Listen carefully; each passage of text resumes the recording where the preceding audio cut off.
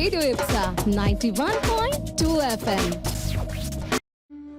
सरस भावना कवि हृदय उत्तम हो उद्गार, छंद रसों से युक्त फिर बने सृजन आधार। नमस्कार, जय हिंदी। मैं कवि अवनीश पाठक सूर्य आपके समक्ष पुनः आ चुका हूँ रेडियो इप्सा 91.2 FM की ओर से यह कार्यक्रम कैसे लिखूं में। इस कार्यक्रम में हम चर्चा करते हैं कि युवाओं को हिंदी साहित्य के प्रति रुझान किस प्रकार लाया जाए, और यह हमारा सौभाग्य है कि आज इस परिचर्चा सत्र में एक ऐसी विभूति हमारे साथ जुड़ी हैं जिनका नाम होता है डॉक्टर अर्पण जैन अविचल, मातृभाषा उन्नयन संस्थान के राष्ट्रीय अध्यक्ष, मध्य भारत में पत्रकारिता का एक जाना माना नाम एवं डॉक्टर वेद प्रताप वैदिक जी के संरक्षण में हिंदी में हस्ताक्षर बदलो अभियान के प्रणेता, जिन्होंने विश्व कीर्तिमान स्थापित किया, Guinness book of world record में भी इसका नाम दर्ज है कि इन्होंने इस प्रकार का कार्य करवाया। वे आज हमारे समक्ष उपस्थित हैं। बहुत बहुत स्वागत है अर्पण जी आपका। बहुत आभार अवनीश जी, और आप सबके, आपके रेडियो इप्सा के दर्शकों का भी बहुत आभार कि आज हिंदी के बारे में लिखना, सीखना और पढ़ने के लिए आप सब मौजूद हैं यहाँ पर। सबसे पहले तो मैं आपसे पूछना चाहूँगा, आपको रेडियो इप्सा में आकर कैसा लग रहा है? एक बहुत अच्छा सेटअप जो है वो रेडियो इप्सा ने कर रखा है, बहुत अच्छा लग रहा है मुझे।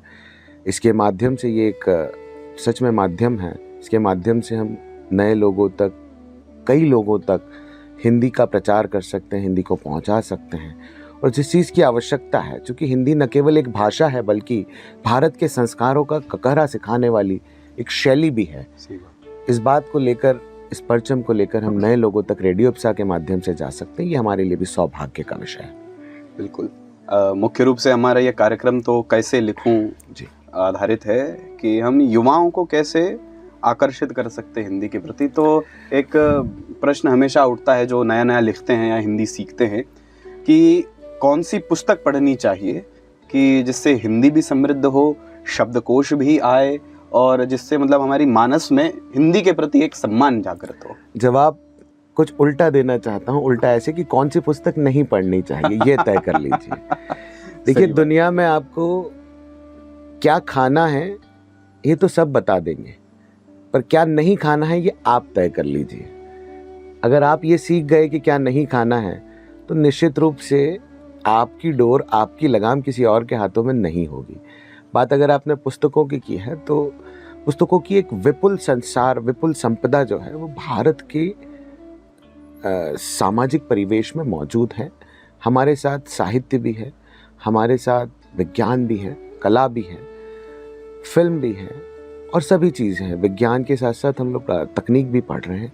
चूँकि मैं मूलतः कंप्यूटर साइंस से इंजीनियर भी हूँ, तो मैंने तो टेक्नोलॉजी की किताबें भी पढ़ी है। मैंने यशवंत कानिटकर से सी सीखा है, तो यहाँ तक आते आते उसके पहले मैंने एस सी वर्मा से भी फिजिक्स पढ़ा है जब मैं IIT की तैयारी कर।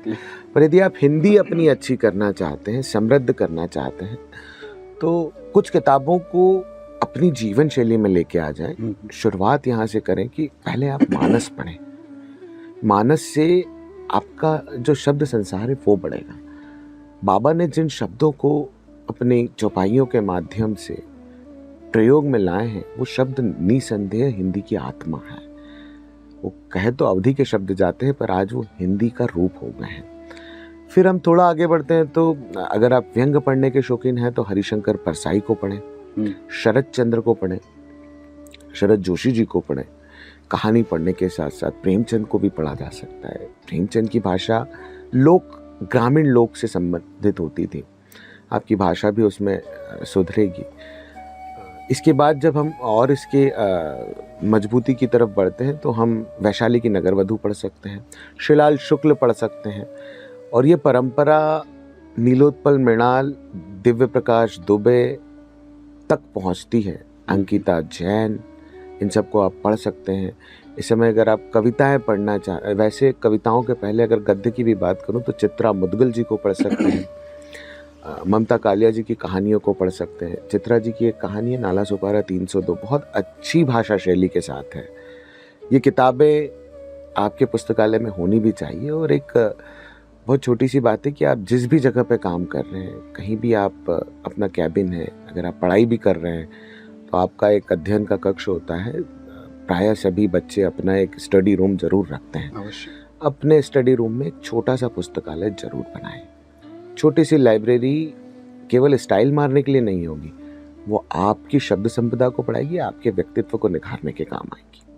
तो आगे और भी हम इस पर चर्चा करेंगे। तब तक के लिए आप सभी जुड़े रहिए 91.2 FM से, जो कहे दिल की बात।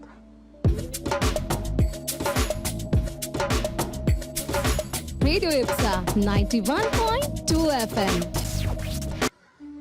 नमस्कार, जय हिंदी। आप सभी का पुनः स्वागत है रेडियो इप्सा 91.2 FM के अंतर्गत इस कार्यक्रम कैसे लिखूं मैं। जैसा कि आप सब जानते हैं, हमारे साथ जुड़े हैं डॉक्टर अर्पण जैल अविचल जी। हमने अभी कई विषयों पर चर्चा करनी है। एक विषय हमने अभी उठाया था कि किन पुस्तकों को हमें पढ़ना चाहिए कि हमारा शब्दकोश बढ़े, हम हिंदी के प्रति हमारा सम्मान बढ़े।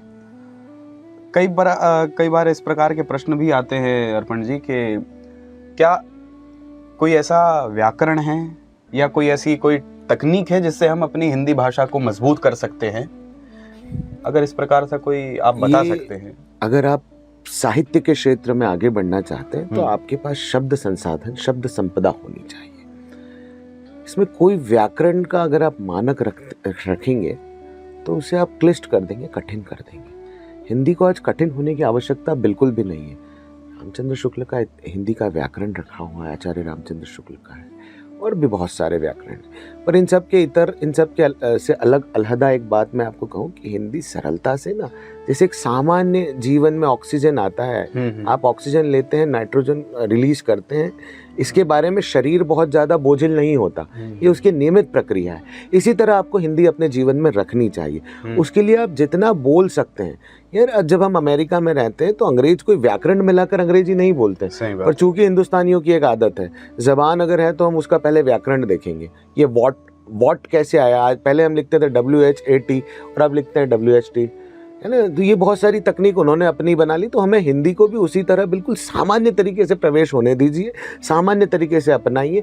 जितनी सरलता से हिंदी जनजीवन में रहेगी, जन सामान्य के बीच में रहेगी, हिंदी जिंदा रहेगी। अन्यथा एक दिन ऐसा आएगा कि हमें हिंदी बचाओ आंदोलन शुरू करना पड़ेगा। आज हिंदी को बचाने की आवश्यकता नहीं, हिंदी को तो अब फैलाने की, विस्तार की आवश्यकता है। तो व्याकरणों के बंधनों से मुक्त करें, हिंदी को क्लिष्ट ना करें, कठिन ना बनाएं, बहुत सरलता से, बहुत आसानी से आम जनजीवन की बोलचाल में, आम जनजीवन की भाषा में रहने दीजिए इसे। मतलब हम हिंदी के मूल शब्द पर ज्यादा ध्यान दें। तत्सम शब्द जो हिंदी के हैं, अपने शब्द हैं। हिंदी का शब्दकोश 7 लाख से अधिक शब्दों का है। और सौभाग्य इस बात पर भी घमंड कर लीजिए कि अंग्रेजी के पास अपना शब्द होने के, शब्दकोश होने के बाद भी वो हिंदी के शब्द लेते हैं। जैसे उनके पास एक अपना शब्द था फॉरेस्ट, उन्होंने आज जंगल को ले लिया, अडॉप्ट कर लिया। मैं उसे सो कॉल्ड ये कहूँगा जेनजी की भाषा में, युवाओं के बीच में हूँ, तो अडॉप्ट कर लिया वो शब्द। और आज ऑक्सफोर्ड में आपको मिल जाएगा कि जंगल ले लिया, हिंदुत्व ले लिया, ऐसे तमाम सारे शब्द। तो हिंदी क्यों नहीं ले सकती अन्य भाषाओं से शब्द? हिंदी पर क्यों इतना आवरण चढ़ा देते हैं हम कि ऐसी होनी चाहिए, इतनी क्लिष्ट होनी चाहिए, इतनी साहित्यिक होनी चाहिए? भाई, हमें साहित्य नहीं लिखना है, हमें साहित्य की भाषा शैली को आम जनजीवन में लाना है। तो उसे सरलता से लाने दीजिए। जैसे हम ऑक्सीजन लेते हैं वैसे हिंदी अपनाएं, जैसे नाइट्रोजन रिलीज करते हैं, शरीर को मालूम भी नहीं पड़ता और ये काम भी हो जाता है। तो मैं उस सरलता के पक्षधर में हूँ। अच्छा। उसको पवित्रता के बोधक में नहीं लाना चाहता, पवित्र नहीं बनाना चाहता कि हम उसकी केवल पूजा भर करें, बल्कि वो सरलता से आत्मसात की जा सके, ऐसी भाषा रहे हिंदी। तो आगे और भी हम इस पर चर्चा करेंगे। तब तक के लिए आप सभी जुड़े रहिए 91.2 FM से, जो कहे दिल की बात।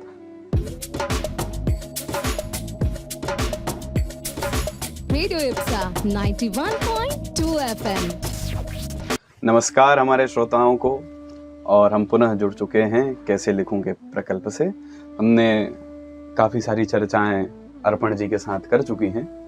चूँकि अर्पण भैया ने अभी हमको बताया कि कौन सी पुस्तकें पढ़नी चाहिए, और हिंदी सीखने के लिए आपको क्लिष्टता की ओर जाने की आवश्यकता नहीं है, बड़े ही सहजता एवं सरलता से भी हिंदी को हम आत्मसात कर सकते हैं।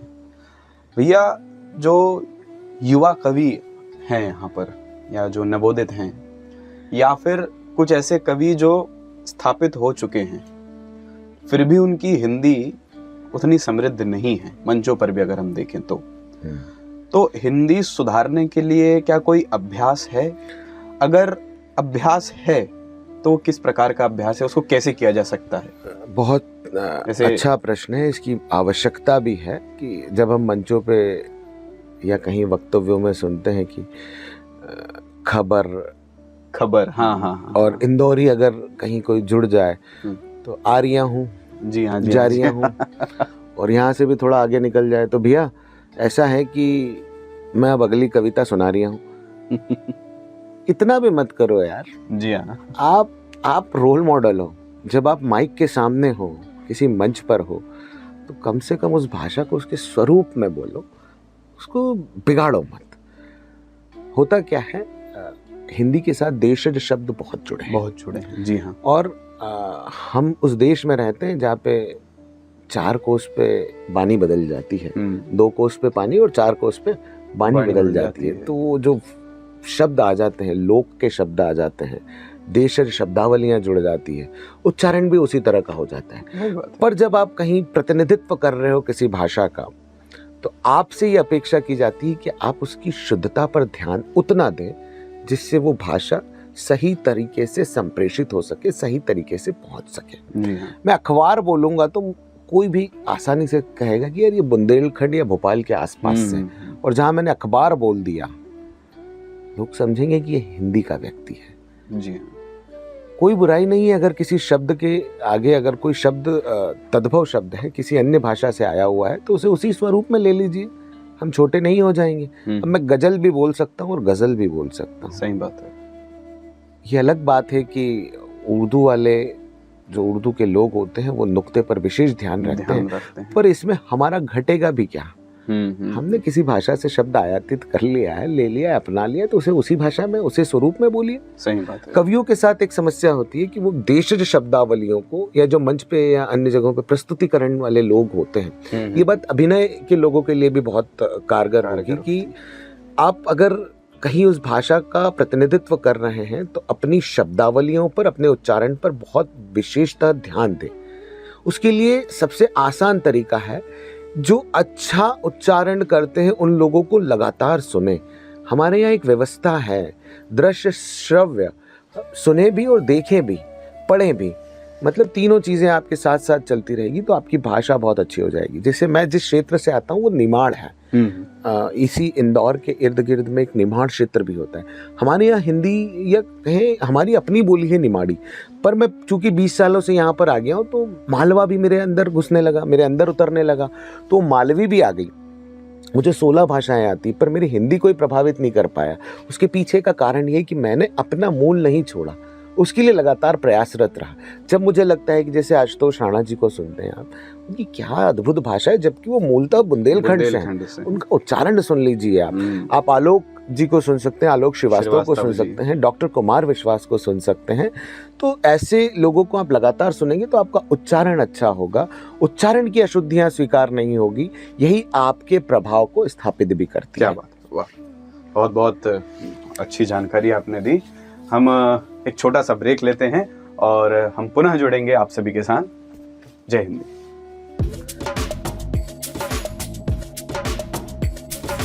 Radio Ipsa 91.2 FM। नमस्कार, जय हिंदी। आप सभी का पुनः मैं स्वागत करता हूं रेडियो इप्सा 91.2 FM के अंतर्गत कैसे लिखूं कार्यक्रम में। हमारे साथ हैं डॉक्टर अर्पण जैन अविचल जी, और बहुत अच्छा वो जानकारी हम सबको दे रहे हैं, बहुत अच्छी जानकारी हम सबको दे रहे हैं।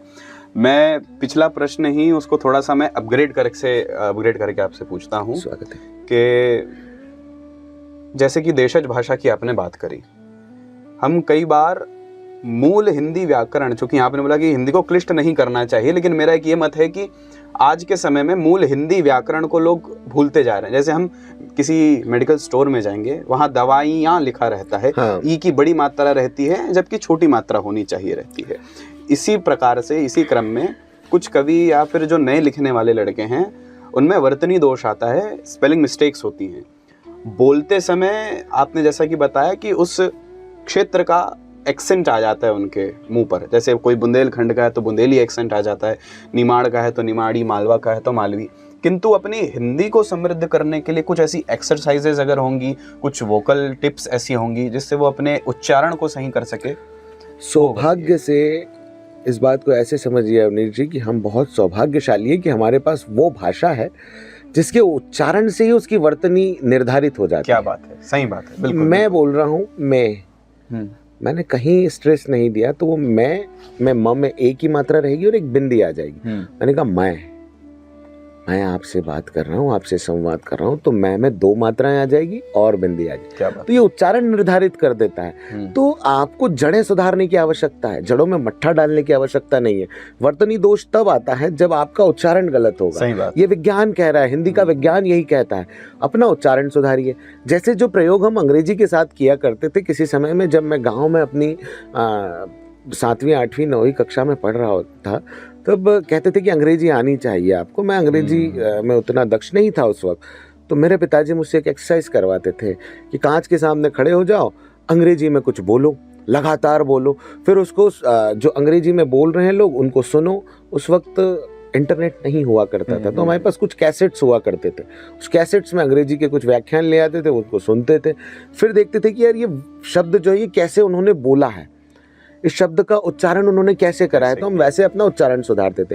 हिंदी के लोगों को आज वही करने की आवश्यकता है, क्योंकि एक साधे सब सदे, सब साधे सब जाए।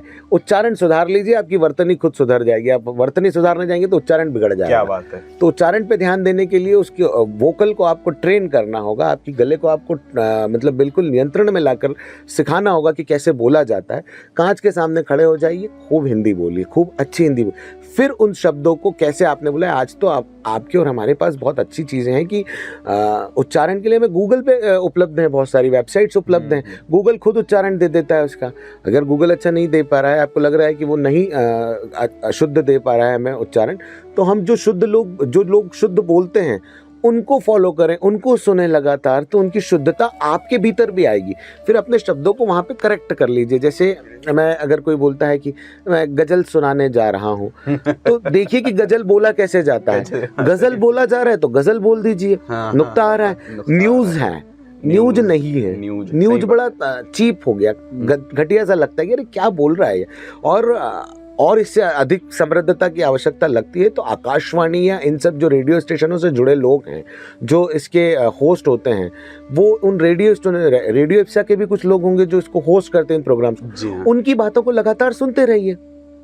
वो अच्छी हिंदी बोलते हैं क्योंकि उनकी ट्रेनिंग ही वोकल पर होती है। अगर वो वोकल ट्रेनिंग नहीं पास करेंगे तो वो रेडियो पे अपना उद्घोषक के रूप में आ ही नहीं सकते। क्या बात है। तो उद्घोषक होने की पहली शर्त है आप उन उद्घोषक को सुन सकते हैं, जो टीवी पर एंकर हो रहे हैं, होस्ट करते हैं, न्यूज़ एंकरिंग करते हैं, उनको सुनिए, उनका उच्चारण सुनिए, आपके शब्द सही हो जाएंगे और उसके बाद उच्चारण सही हो जाएगा। तो यह आपको समृद्ध भी करेगा और आपका प्रभाव भी बनाएगा। देशज शब्दों के साथ में काम करना सीखिए। क्या बात है। ये धीरे धीरे करके बहुत ही रोचक और बहुत इंटरेस्टिंग होता जा रहा है ये परिचर्चा सत्र। लेते हैं एक छोटा सा ब्रेक के बाद एक ऐसा प्रश्न मैं पूछने वाला हूँ, एक ऐसा प्रश्न जो सभी हमारे श्रोताओं और युवा कवियों के मन में आता है। तो जुड़े रहिए रेडियो इप्सा 91.2 FM के साथ इस कार्यक्रम कैसे लिखूं में।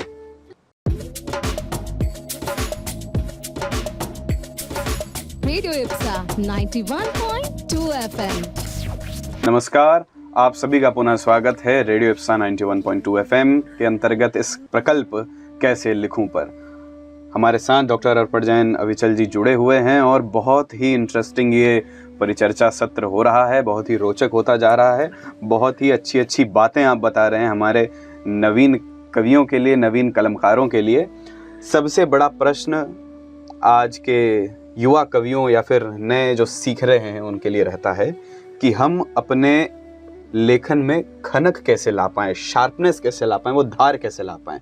उसके लिए उनको अपनी हिंदी समृद्ध करनी पड़ेगी।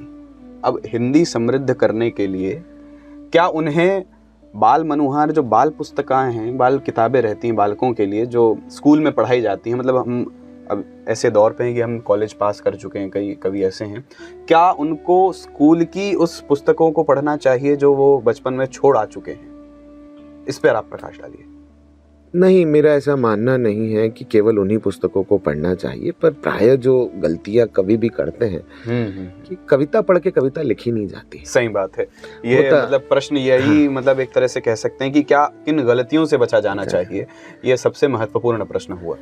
कविता अगर आप लिखने जा रहे हैं और आपने उठा के 10 कवियों की कविताओं की किताब बुला ली और पढ़ने लग गए, तो मैं दावे के साथ कह सकता हूँ, इसमें कोई संशय नहीं है कि भाव का अतिरेक होगा। दूसरा, भाव मिल जाएंगे। क्या बात, जो आपने 10 किताबें पढ़ी उसी में से आप लिख पाएंगे, नया बुन नहीं पाएंगे। फिर बोलेंगे कि चरबा हो गया या कॉपी कर लिया गया। होता यही है। नर्मदा प्रसाद जी ने कबीर के संदर्भ में एक बात कही थी कि जितना कबीर ने कपड़ा बुना, समाज उतना नग्न होता चला गया। क्या बात है, वाह वाह वाह वाह। कबीर कपड़ा बुनते गए और समाज के अनावृत होता गया, खुलता गया। वैसे ही कवियों के साथ भी है। आप लिखना चाहते हैं तो सबसे पहले अपने मस्तिष्क को इस बात के लिए तैयार करें कि किन के लिए लिखना चाह रहे हैं। अंग्रेजी की एक कहावत है कि the person who knows how to do is always getting a job, but the person who knows why to do is always be the boss of that person. So you should know why. मैं अंग्रेजी इसलिए बोल रहा हूँ क्योंकि अंग्रेजी से मेरा कोई विरोध नहीं है, पर हिंदी के ऊपर आँच आएगी तो छोड़ूंगा भी नहीं। तो अंग्रेजी या कोई भी अन्य भाषाएं या हिंदी भी, अगर आप अच्छा लिखना चाहते हैं तो पहले ये तय करें कि आप किन के लिए लिखना चाहते हैं। दूसरा, किन विषयों पर लिखना चाहते हैं। कविता अच्छी लिखने के लिए इतिहास अच्छा पढ़िए, कहानी अच्छी पढ़िए, उससे आपका शिल्प अच्छा होगा। क्या बात है। उससे आपकी भाषा शैली समृद्ध होगी। समृद्धता भाषा में ही चाहिए। अगर काव्य में उम्दा या निखार या तीखापन या पैनापन लाना चाहते हैं, व्यंग पढ़िए, कहानियां पढ़िए, समाज जीवन में जिए, लोक में जाइए, लोगों से मिलते जुलते रहिए, उनकी समस्याओं को सुनिए। कवियों का काम क्या होता था? कवि आम जनमान, आज भी मैं कई मंचों पर इस बात को कहता हूं कि कविता मानद विपक्ष है। सत्ता अगर निरंकुश होती है तो उसे कविता ही अपना रास्ता दिखा सकती है, उसे सही रास्ता दिखा सकती है। पर आज कवि या कहें हम साहित्यकार एक चारण प्रथा की तरफ बढ़ चुके हैं। हम चरण चूम व्यवस्था में आ गए हैं। छत्तीसगढ़ के एक नेता हुआ करते थे चरणदास महंत, उन्होंने एक मुख्यमंत्री के चरण चूमने लग गए थे। तब मैंने लिखा था मेरे एक आर्टिकल में कि चरण चूम व्यवस्था और चरणदास लोग, ये आज साहित्य में भी मिलने लग गए हैं। हम इन सब व्यवस्थाओं से इतर जाएं, हम समाज की बात करें, समाज की पीड़ाओं को लिखें। प्रेम भी लिखना है तो उस समाज के भीतर का प्रेम लिखें। श्रृंगार भी लिखना है तो क्या मोहिनी स्वरूप श्रृंगार हमारे यहाँ। प्रेम शिव और गौरा के समान कहीं प्रेम ही नहीं मिल सकता, राधा और कृष्ण के समान प्रेम नहीं मिल सकता, श्रीहरि और श्री लक्ष्मी के जैसा प्रेम नहीं मिल सकता। इन पात्रों को लेकर बात करें। हम प्रेम में वही चीज फुहड़ता क्यों ढूंढते हैं? आज कवियों का अध्ययन की कमी होने के कारण ये समस्या खड़ी हो रही है। सबसे बड़ी चीज ये है कि अगर आप अच्छा लिखना चाहते हैं तो अच्छी किताबों को पढ़ें। कविता लिखना चाहते हैं तो इतिहास पढ़ें, मानस पढ़ें, व्यंग पढ़ें। वैसे ही अगर आप कहानी लिखना चाहते हैं तो कविताएं पढ़ें, आप लोक को पढ़ें, हमारे धर्म ग्रंथों को पढ़ें, आख्यानों को पढ़ें, वहां से आपको पात्र मिलेंगे। तो यही सब बातें बहुत आवश्यक है। बहुत बहुत धन्यवाद भैया, ये बहुत अच्छी जानकारी आपने प्रदान करवाई कि क्या करना चाहिए और क्या नहीं करना चाहिए। ब्रेक के उस पार जब हम आएंगे तब हम एक, जैसा आपने कहा इतिहास, तो इस कवि सम्मेलन और मुशायरे के क्या इतिहास रहे हैं, इन पर हम चर्चा करेंगे। ये काफ़ी आवश्यक है युवा कवियों को जानने के लिए। तब तक के लिए जुड़े रहिए हमारे प्रकल्प कैसे लिखूं 91.2 FM, जो कहे दिल की बात। Radio Ipsa 91.2 FM। नमस्कार श्रोताओं, मैं कवि मनीष पाठक पुनः आप सबके समक्ष आ चुका हूं कैसे लिखूं इस प्रकल्प में। और हमारे साथ डॉक्टर अर्पण भैया हैं। काफ़ी अच्छी उन्होंने बातें बताई हमें हिंदी साहित्य के बारे में, क्या करना चाहिए क्या नहीं करना चाहिए। किसी भी चीज़ में आगे बढ़ने के लिए भैया सब लोग कहते हैं कि उसका इतिहास जानना आवश्यक होता है। बिल्कुल सही है ना। चाहे हम किसी भी फील्ड में ले लें, जैसे मैं एक वेटनरी फील्ड में हूँ, तो पशु चिकित्सा का क्या इतिहास रहा है। हमारे महर्षि शालीहोत्र रहे, जो महाभारत से भी कई समय पूर्व उन्होंने अश्व चिकित्सा पर एक ग्रंथ लिखा हुआ था, और उस समय के पशु चिकित्सकों को या वेटनेरियंस को शालीहोत्री कहा जाता था। किंतु ये मतलब हमने जब पढ़ा इसमें आए इस फील्ड में, तब हमने जानकारी प्राप्त करी कि ये होता है। मेडिकल फील्ड में कोई जाते हैं तो जानते हैं चरक हुए, अश्विनी कुमार हुए। साहित्य जगत में भी हम जानते हैं ये। तो ये जो ट्रेंड है कवि सम्मेलन का, ये जो वाचिक परंपरा है, ये कब शुरू हुई, इसका प्रारंभिक समय कैसा रहा, और एक ऐसा दौर रहा जब यहाँ पर केवल या यूं कह सकते हैं हंसोड़े कवि या फुहड़ता आई, और वर्तमान क्या है और भविष्य क्या होगा, संक्षिप्त में बस आप ये मुझे बताइए। इतिहास के संदर्भ में आप बात कर रहे थे अवनीश भाई। नीलोत्पल मृणाल कहते हैं कि यदि आपने गणित गलत पढ़ लिया तो केवल आपके जीवन का हिसाब गड़बड़ होगा, हाँ। और यदि आपने इतिहास गलत पढ़ दिया तो पीढ़ियों का हिसाब गड़बड़ कर दो। क्या बात है। इसलिए इसलिए इतिहास सही और सही संदर्भों के साथ पढ़ा जाना चाहिए। वाचिक परंपरा की आप बात कर रहे थे, तो कवि सम्मेलन उदय में जो आए, प्रकाश में जो आए हैं, उसको एक शताब्दी बीती है। महज 100 वर्षों पहले की ये घटना है। अच्छा। 23 अक्टूबर 1923। क्या बात है। गया प्रसाद सनेही जी के संचालन में पहला कवि सम्मेलन कानपुर में हुआ है। वाह वाह वाह। इसके पहले कवि सम्मेलन कवि गोष्ठियों के स्वरूप में हुआ करते थे। काव्य गोष्ठियों के स्वरूप में होते थे, जहाँ पर माननीय कवि या जो भी उस समय के प्रचलित और आलोकित कवि हुआ करते थे, वो सम्मिलित आते थे, वो एक दूसरे को अपनी कविताएं सुनाते थे। लोग उसका आनंद लेने के लिए कहीं बैठ जाया करते थे, है ना। फिर किसी का मन हो गया तो उठ के वो भी सुना देता था, अपनी कुछ तुम्हारी सुना के चलती रहती थी। इसमें 1923 में पहले तो इसकी आवश्यकता क्यों पड़ी? उस समय के दौर में आज़ादी का आंदोलन चल रहा था। आज़ादी का आंदोलन यानी कि भारत की स्वतंत्रता के लिए संघर्ष जारी था, और हम हिंदुस्तानी बड़े इस मामले में बहुत अलग सोच वाले अलहदा व्यक्तित्व के धनी रहे। जैसे अखबार का इतिहास अगर हम देखें तो यूरोप में अखबार जो है, पत्रकारिता जो है, वो मनोरंजन के लिए हुआ करती थी। हिंदुस्तान में वो पत्रकारिता आज़ादी के काम आने लगी, लोगों को जागरूक करने के काम आने लगी। वैसे ही उस पत्रकारिता को हम थोड़ा कवि सम्मेलनों के उसमें लेके जाएं तो कवि सम्मेलन पहले मनोरंजन के लिए ही हुआ करते थे, क्योंकि लोगों के पास मनोरंजन का कोई साधन नहीं हुआ करता था। टीवी ये सब नहीं हुआ करते थे। एकमात्र रेडियो हुआ करता था जो समय समय पर बजता था, जिसमें समाचार आया करते थे। और फिर बाकी शेष समय मनोरंजन के लिए क्या करेंगे, तो लोग नाटक करते थे या रामलीलाएं खेलते थे, या अन्य उसके अतिरिक्त जो साहित्य से जुड़े लोग थे वो अपनी कविताएं सुनाते थे, कहानियां सुनाते थे। दादी नानी की कहानी भी उसी मनोरंजन का एक प्रकल्प हिस्सा रहा है। तो उसी तरह कवि सम्मेलन काव्य गोष्ठियों के स्वरूप में हुआ करते थे। काव्य गोष्ठियों को जब आगे बढ़ती गई तो गया प्रसाद सनेही जी ने इस बात की शुरुआत कानपुर से करी कि हमें जनजागरण के लिए, लोगों को सामूहिक रूप से जागृत करने के लिए इसको मंचीय स्वरूप देना होगा। और फिर गया प्रसाद सनेही जी के साथ वो मंच पर कुल जमा 11 कवियों ने अपना काव्य पाठ किया। वो कानपुर इस बात की वो किनारा, मतलब वहाँ से गंगा माई जाती है, वो किनारा याद दिलाता है कि कवि सम्मेलन कैसे आरंभ हुए। और आज शताब्दी पूर्ण हो चुकी है। हम शताब्दी वर्ष मना रहे हैं इसका। 2023 में हमने इसका शताब्दी पूर्ण होते हुए देखा। तो ये कविता का, कवि सम्मेलनों का और वाचिक परंपरा का संक्षिप्त इतिहास है। इस परंपरा में रामधारी सिंह दिनकर भी आए, तो सूर्यकांत त्रिपाठी निराला भी आए, महादेवी वर्मा भी आई, तो हरिवंश राय बच्चन भी आए, शिवमंगल सिंह सुमन भी आए, तो सुभद्रा कुमारी चौहान भी आई। और आज इस परंपरा में सत्यनारायण सत्तन भी मौजूद हैं हमारे साथ। डॉक्टर कुंवर बेचैन साहब को भी हमने सुना, राजेंद्र राजन भी हैं, हस्तिमल हस्ती भी रहे हैं।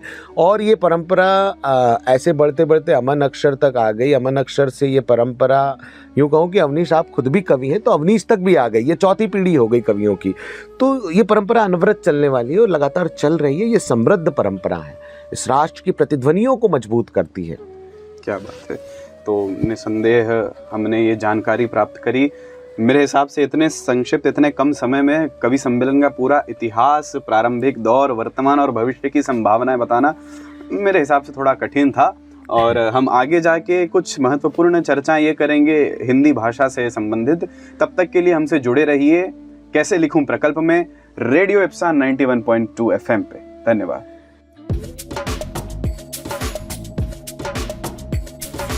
Radio Ipsa 91.2 FM।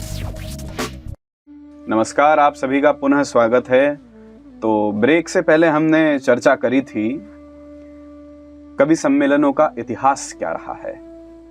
हम अब इतिहास की हमने बात तो करी भैया, लेकिन मेरा एक छोटा सा प्रश्न ये है, कवि तो हूँ ही, लेकिन हम भारत को विश्व स्तर पे ले जाना चाहते हैं। हम विश्व गुरु बनने की बात करते हैं और भारत के बाहर या यूं कहूं भारत के ही अंदर हर कोई हिंदी नहीं समझ पाता। हम दक्षिण के प्रांतों में जाते हैं तो वहाँ हिंदी कोई नहीं समझ पाता, वहाँ भी अंग्रेजी चलती है।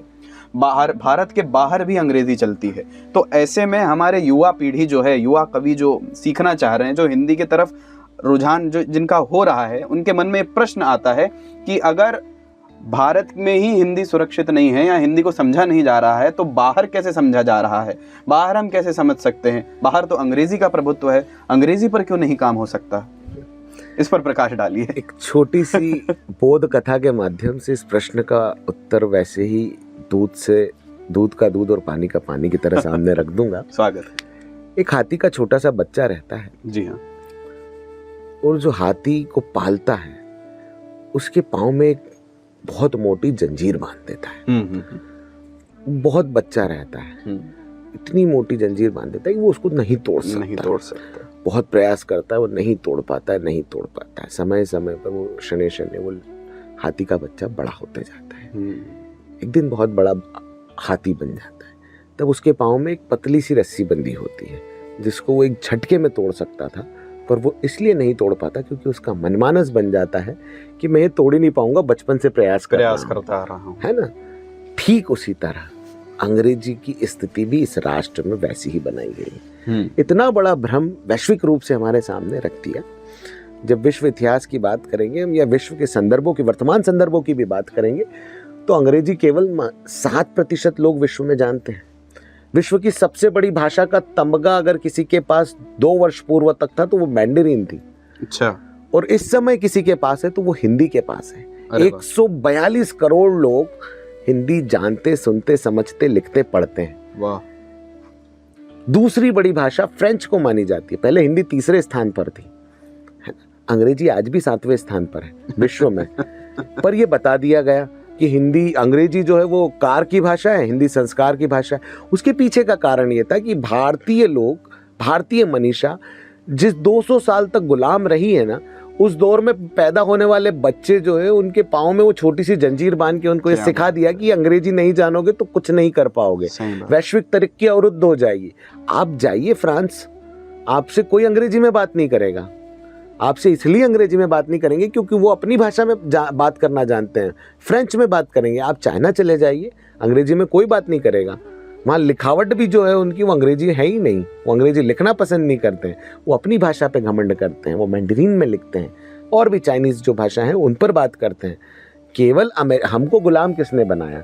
हमें गुलाम बनाया लंदन ने, यानी इंग्लैंड ने, और बाद में साथ में आ गए अमेरिका वाले लोग, जिसकी खोज भी हमारे यहाँ के लोगों ने करी है।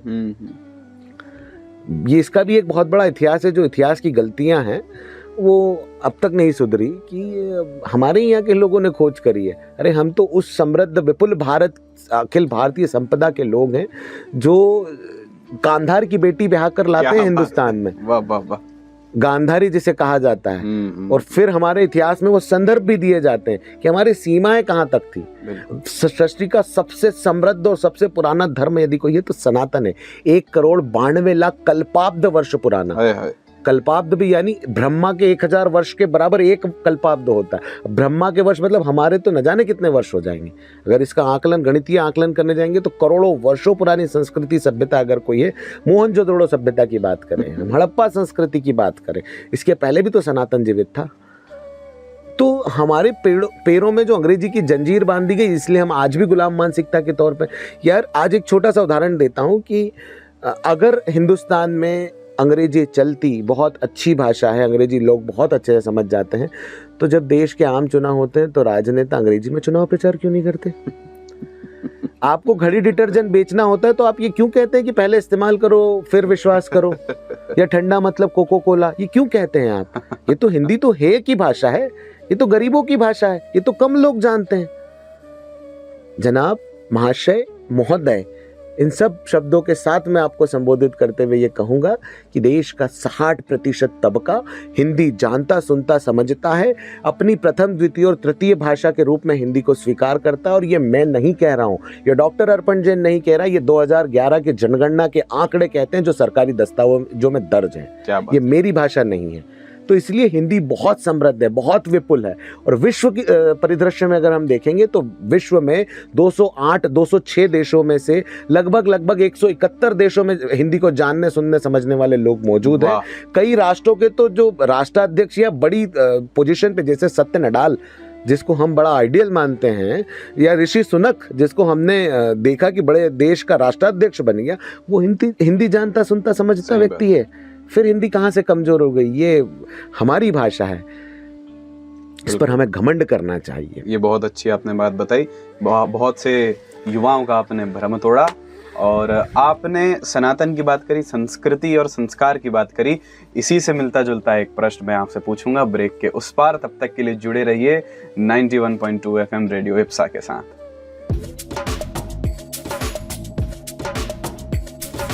Radio Ipsa 91.2 FM। बहुत बहुत स्वागत है आप सभी श्रोताओं का हमारे इस कार्यक्रम में। डॉक्टर अर्पण जैन हमारे साथ जुड़े हैं और काफ़ी इंटरेस्टिंग उन्होंने इस माहौल को बना दिया है। हमने हिंदी के विषय में बात करी, हिंदी ही क्यों होनी चाहिए इस विषय में भी बात करी, अंग्रेज़ी का क्या स्तर है ये भी बात करी। जितने भी हमारे युवा कवि हैं, जितने भी हमारे ऐसे भाई बंधु हैं, ऐसी बहनें हैं जो सीखना चाहती हैं हिंदी साहित्य सीखना चाहती है, उनके लिए तो मेरे हिसाब से भी है बहुत ही शानदार ये कार्यक्रम चल रहा है। आपने बात करी थी सनातन धर्म की, कितने कल्पाब्द हमारा धर्म पुराना है। हम हमेशा कहते हैं कि आपने कहा कि अंग्रेजी कार की भाषा, हिंदी व्यवहार की भाषा, संस्कार की भाषा, तो संस्कृत संस्कार की भाषा। हम अगर मैं कहूँ तो उसमें कोई दो मत नहीं होगा।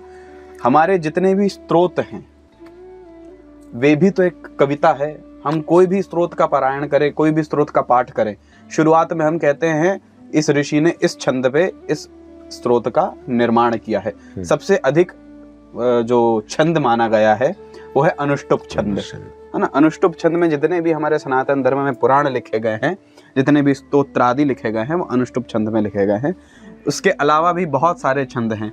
इसी निमित्त में एक महर्षि पिंगल हुए जिन्होंने छंद शास्त्र की रचना करी थी, वो पूर्णतः संस्कृत में था।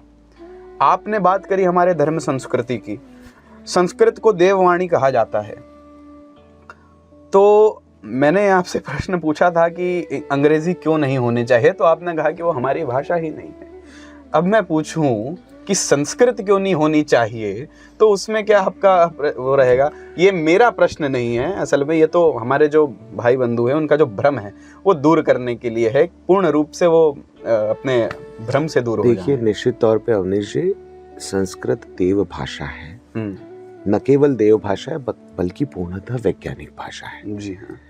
हमें नहीं, नासा भी इस पर घमंड करता है, वो भी प्रयोग में संस्कृत लेते हैं बिल्कुल। परंतु जो विडंबना हमारे साथ है, एक समय ऐसा था कि भारतवर्ष में जो संवाद होता था वो संस्कृत में हुआ करता था। पर जिस तरह संस्कृत को केवल पांडित्य की भाषा बनाकर, पांडित्य से मेरा तात्पर्य केवल पंडित जाति या संप्रदाय या पंथ से नहीं है। पांडित्य का से मेरा तात्पर्य केवल जो विद्वत्तापूर्ण लोगों ने अपने पास रखा उस ज्ञान को और उसे प्रसारित नहीं होने दिया। आज की पीढ़ी क्लिष्टता से बचना चाहती है, पवित्रता से बचना चाहती है, और बचते बचते यहाँ तक आ गई है कि अब वो हिंदी को भी नहीं अपना रही, जबकि हिंदी मूलतः निकली हिंदवी, और मतलब या कहूँ कि प्राकृत, पाली और संस्कृत से ही है। जी हाँ। एक समय ऐसा जब था कि जब संस्कृत बहुत प्रासंगिक भाषा थी, तब अगर हम पहल कर देते, निश्चित रूप से आज संस्कृत ही हमारी राष्ट्रभाषा होती। क्या बात है। परंतु विगत 200 वर्षों में इस पांडित्य की भाषा को बना के जिन लोगों ने अपने पास संस्कृत संचित रख ली, आज दुर्भाग्य से कहूँगा कि हिंदुस्तान के केवल 2 या 5% या 10% लोगों तक ही संस्कृत सिमट से गई। सही बात है। हम जब अपने उपनिषद, अपने धर्म ग्रंथ पढ़ते भी हैं ना, तो सही उच्चारण नहीं कर पा रहे हैं लोग। कल ही की घटना है, कल हलछठ थी, अष्टमी थी, तो किसी से ऐसी कुछ बात हो रही थी, तो भव लिख के भेज दिया उन्होंने। मैं कहा ये भव संस्कृत का शब्द नहीं है, भवा होता है। भवा, हाँ। सुपुत्र भवा, भवा मतलब उसमें हलंत लगा हुआ, विसर्ग लगा हुआ है, हलंत विसर्ग लगा है हुआ ना? है। ये सब चीजें साथ में हैं। हम उन सब चीजों का प्रयोग ही नहीं कर पा रहे हैं, तो संस्कृत अप्रासंगिक होती जा रही है। सही बात है। धीरे धीरे वो लोक व्यवहार से गायब सी हो गई है। इसके दुष्परिणाम स्वरूप आज संस्कृत न होकर उसकी स्थान पर हिंदी का प्रयोग करने की मैं बात करता हूँ। अगर हम संस्कृत के लिए कोई आंदोलन छेड़ते हैं, कोई लोक व्यवहार की बात करते हैं, तो हमें 200 साल पहले, 200 वर्ष पहले जाकर इसको सुधार में लाना होता। आज से शुरू करेंगे तो हम 100-200 साल तक सुधार में नहीं ला पाएंगे, क्योंकि अब तो हिंदी भी बचाव वाली स्थिति में आ गई है। सही बात है। लोग हिंदी नहीं जानते। अभी किसी बच्चे से आप पूछ के देखिए कि 67 क्या होता है, वो बगले झांकने लग जाएगा। 89 क्या होता है, वो आसपास देखने लग जाएगा, क्योंकि माओ ने क्या कर दिया, उन पिताओं ने क्या कर दिया है कि बेटा यू विल नॉट कंफर्ट, मतलब बच्चे अब जवाब देने लगे कि mamma I am not comfort with grandma because she is speaking Hindi. एक जनरेशन गैप का बहाना लेके, आवरण लेके हमने पीढ़ियों को हमसे दूर कर दिया है। तो इसलिए हिंदी की आवश्यकता है, जबकि संस्कृत का स्थान प्रथम ही रहेगा। बिल्कुल। बावजूद उसके लोक भाषा, जनभाषा के रूप में हिंदी उपस्थित है, क्योंकि 60% आबादी लगभग हिंदी बहुत अच्छे से जानती, सुनती, समझती। और जिस दक्षिण की आपने पूर्व में जिक्र करा था, सौभाग्य से वहां पर भी हिंदी लहलहा रही है। बस राजनीतिक कारणों से वो लोग बोलते नहीं है, वो हिंदी का विरोध करते हैं, पर अगर काम की जरूरत होती है। जिस व्यक्ति ने दक्षिण में सबसे ज्यादा हिंदी का विरोध करा, एडीएम के प्रमुख जो अब नहीं रहे, करुणानिधि, उनका ही स्टेटमेंट है कि मेरी आत्मकथा की हिंदी में जो अनुवादित कृति थी वो सबसे ज्यादा बिकी है। क्या बात है। तमिल में लोग खरीदे ही नहीं, क्योंकि तमिल, तेलुगु, मलयाली, जितनी तमाम सारी भाषाएं हैं, अन्य भाषाएं, उनका अपना सम्मान है, वो भारतीय भाषाएं, पर उनका जो बोलने, सुनने, समझने वाले लोगों का प्रतिशत है वो 10-15% में ही सिमट गया है। हिंदी का आधा भी नहीं है। तो फिर जिस भाषा का प्रतिशत अधिक है, उसी को हमें स्थान देना आवश्यक होगा। यही आज की आवश्यकता भी है। बिल्कुल बिल्कुल, बहुत ही अद्भुत जानकारी आपने दी। ब्रेक के बाद हम बहुत सी और कुछ प्रश्न आपसे करेंगे। तब तक के लिए सभी श्रोताओं से निवेदन है कि हमारे साथ जुड़े रहिए, और जिनको हिंदी साहित्य पर रुचि है, इंटरेस्ट है, वो तो अवश्य जुड़े रहिए। तब तक के लिए आप सुनते रहिए रेडियो इप्सा 91.2 FM, जो कहे दिल की बात।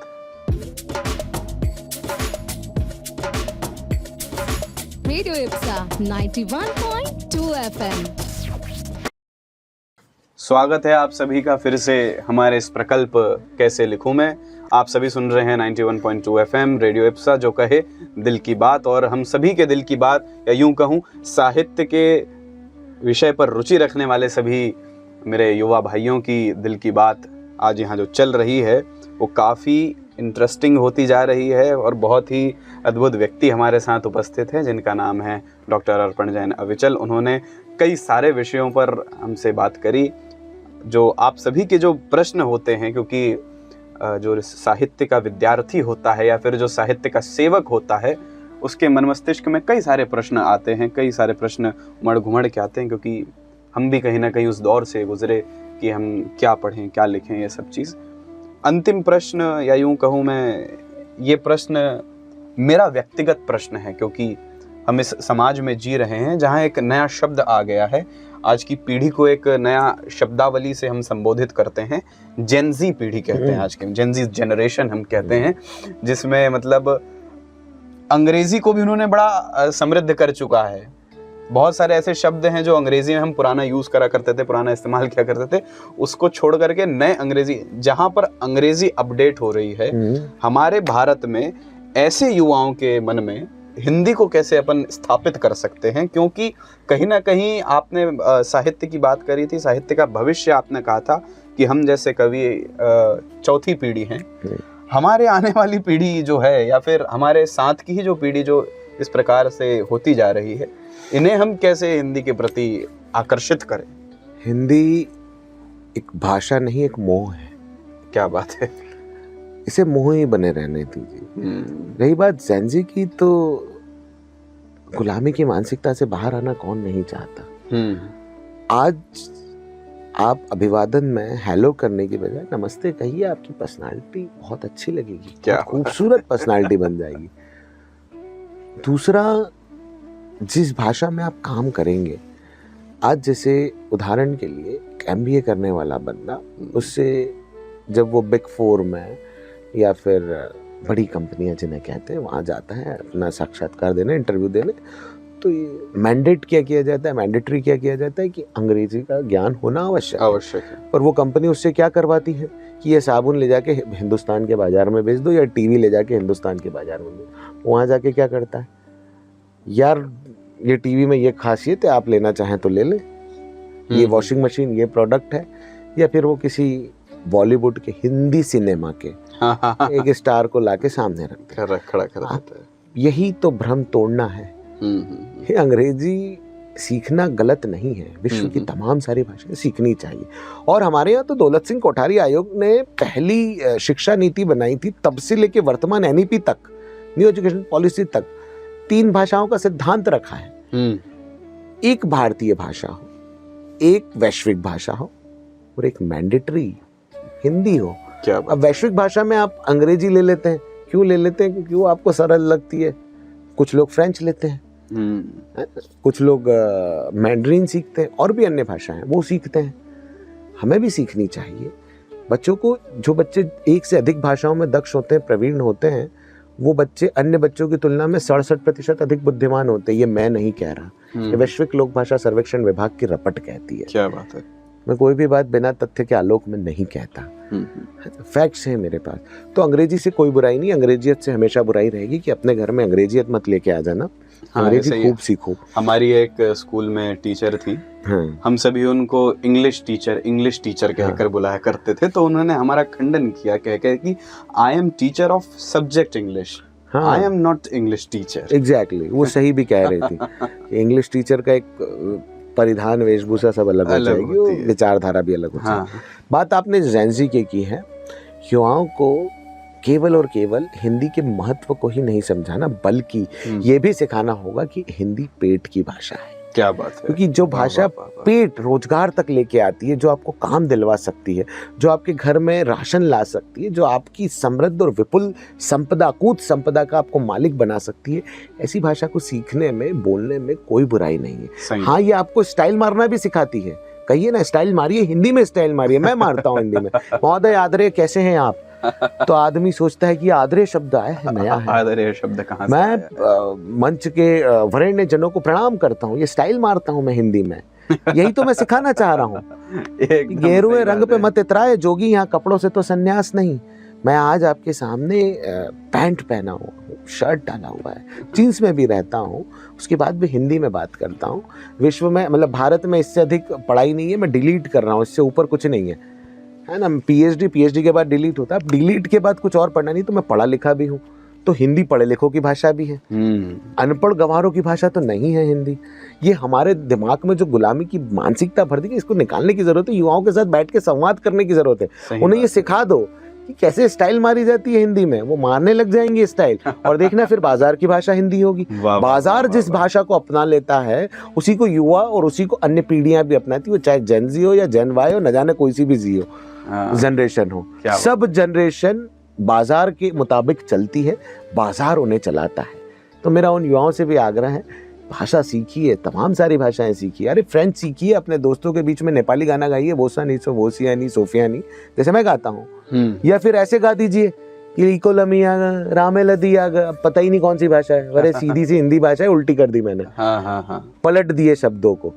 तो हिंदी स्टाइल मारने की भाषा है, सीखिए इसे, आनंद लीजिए इस भाषा का भी। क्या बात है। बहुत बहुत धन्यवाद डॉक्टर अर्पण जी कि आपने जितने भी हमारे श्रोता हैं उनका मार्ग प्रशस्त किया, मार्गदर्शन कराया, उनका हिंदी साहित्य और हिंदी भाषा का महत्व बता करके, साथ ही आपने कुछ मंचीय गुण भी उनको बताया, कैसे वे अपना उच्चारण सुधार सकते हैं, प्रस्तुतिकरण कैसे वो अपनी एनहेंस कर सकते हैं, सुधार सकते हैं।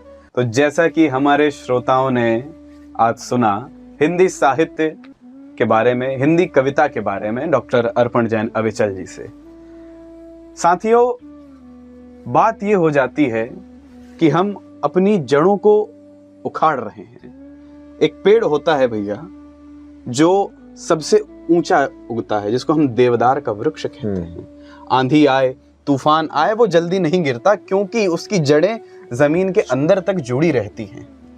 हम अपनी जड़ों को मजबूत रखें, हम आसमान छुएं, अर्थात हम सारी भाषाएं जाने, हम आधुनिकता से जिए, फिर भी हमारी जड़ें धरती के एकदम गर्भ तक हो, जिससे हम अक्षुण्ण रहें, हम खड़े रहें अखंडता के साथ। मुझे अटल बिहारी वाजपेयी जी का एक कथन याद आता है। वो हमेशा कहा करते थे कि हमें भगवान विष्णु का एक अवतार है वामन की तरह होना चाहिए, कि एक पैर से हम तीनों के तीनों लोक नाप ले, लेकिन दूजा पैर हमारा जमीन पर होना चाहिए।